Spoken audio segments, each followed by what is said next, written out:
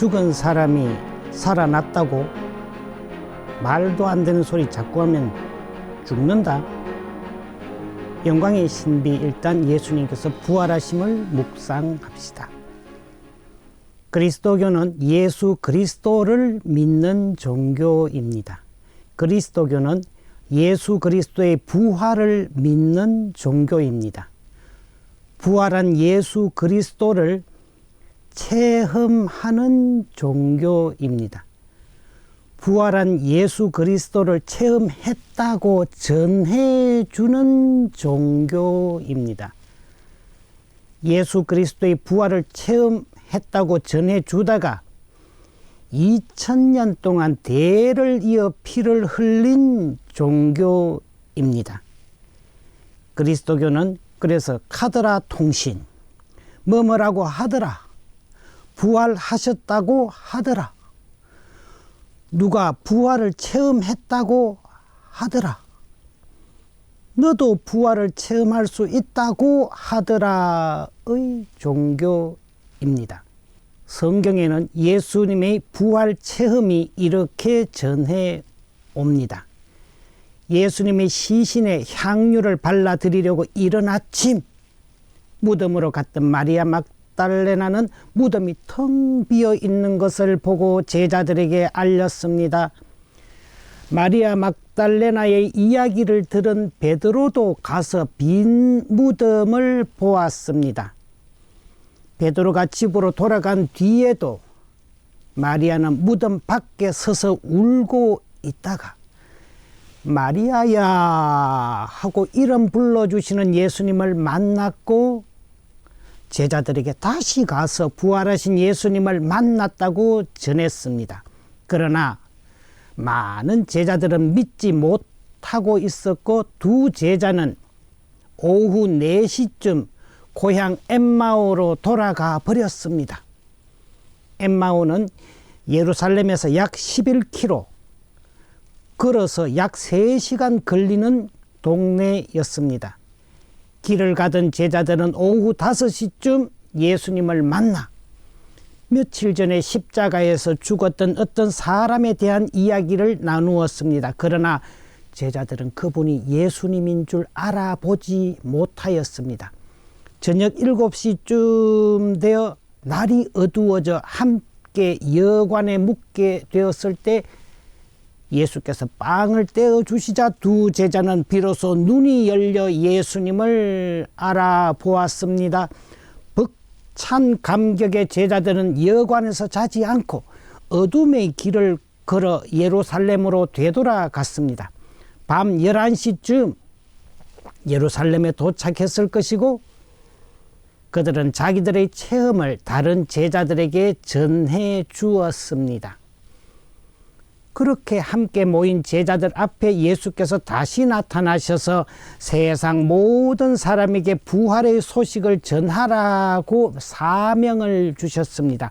그러나 토마스라는 제자는 그 자리에 없었고 부활을 믿을 수 없다고 했습니다. 8해 뒤에 토마스가 제자들과 함께 모여 있을 때에 부활하신 예수께서 문도 열지 않고 유령처럼 스르르 나타나셔서 못에 뚫린 손과 창에 찔린 옆구리를 보여주시며 의심을 버리고 믿으라고 말씀하셨습니다. 토마스가 감격하여 저희 주님, 저희 하느님 하고 고백하자 예수께서 나를 보지 않고도 믿는 사람이 더 행복하다 말씀하셨습니다. 그리스도교 신자들은 육신의 부활을 믿습니다. 부활은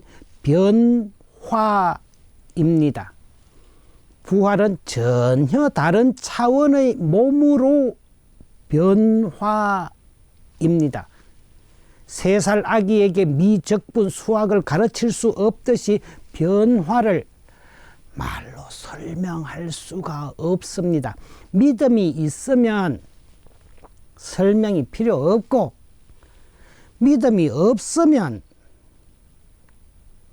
설명이 안 됩니다. 설명이 불가능합니다. 그러기에 예수님도 의심을 버리고 믿어라 는 말씀만 강조하셨습니다. 보지 않고 믿는 자가 진복자라 하셨습니다. 탯줄이 유일하게 태아와 엄마를 연결하듯 믿음만이 부활하신 예수님과의 일치를 이루어 줍니다. 그리고 부활에 대한 우리의 믿음은 우리의 삶을 변화시켜 줍니다. 차동엽 신부님의 예화입니다. 성 베드로 성당 신부의 요청으로 화가 스텐버그가 십자가에 달리신 예수님을 그리게 되었다. 얼마간 작업을 열심히 했지만 스텐버그는 갑자기 그림을 중단하고 한쪽 구석에 팽개쳐 두었다.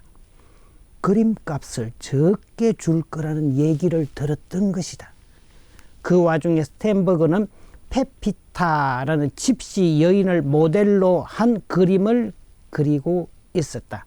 하루는 작업을 하다 쉬는 시간에 페피타가 한쪽에 팽개쳐져 있는 십자가 그림을 보고 물었다. 저건 무슨 그림이죠? 예수님에 관한 그림이요. 바로 저 모습이 십자가에 못 박혀 돌아가시는 모습이군요. 그런데 그분은 왜 죽었나요? 집시 여인의 질문이 귀찮았지만 스텐버그는 간단하게 이야기해 주었다. 예수님이 수많은 병자를 고쳐주셨고 착한 일을 많이 하셨지만 우리를 위해 십자가에 못 박혀 돌아가셨다고. 그런데 그 이야기를 듣던 여인이 눈물을 흘리며 슬퍼하는 것이 아닌가. 당황한 스텐버그는 이렇게 말하며 여인을 달랬다. 울지 말아요. 예수님은 죽음으로 끝나지 않으셨어요. 3일 만에 다시 부활하셨어요. 우리 그리스도인은 그분의 부활을 믿으며 희망하지요. 그러니 울지 마세요. 집시 여인은 곧 눈을 번쩍 뜨며 금세 얼굴이 환해졌다. 이 모습을 보고 스텐버그는 마음속으로 큰 충격을 받았다. 예수님께서 우리를 위해 죽으셨지만 다시 부활하셨다는 이 한마디에 이 여인이 저토록 밝은 생명력을 얻다니 나는 어떠한가? 정말 예수님의 부활을 믿고 있는 것인가?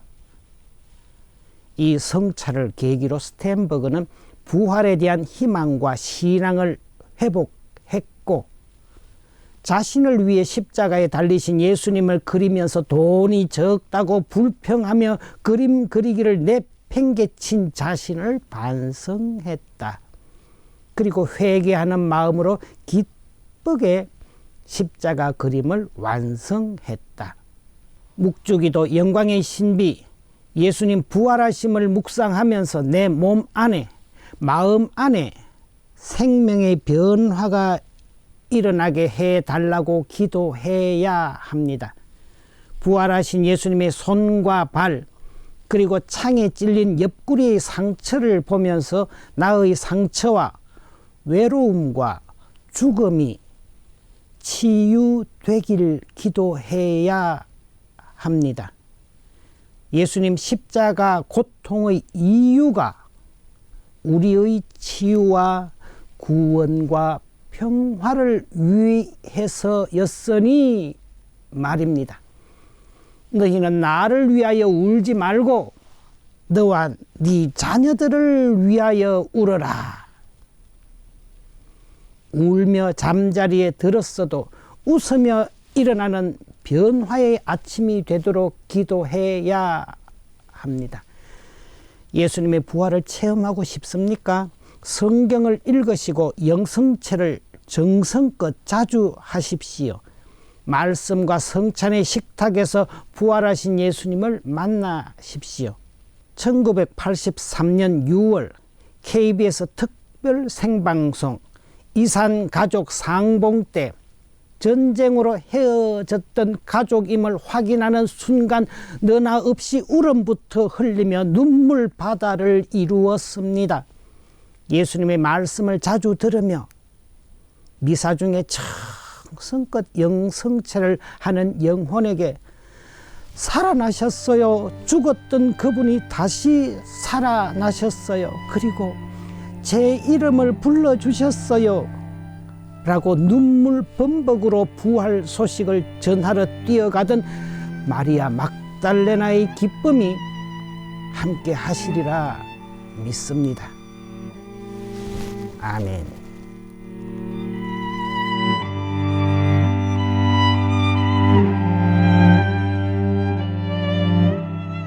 이 방송은 여러분의 거룩한 후원금으로 제작되었습니다. 하느님 보시기에 아름다운 세상을 가꾸시는 여러분, 하느님 주시는 축복 많이 받으세요.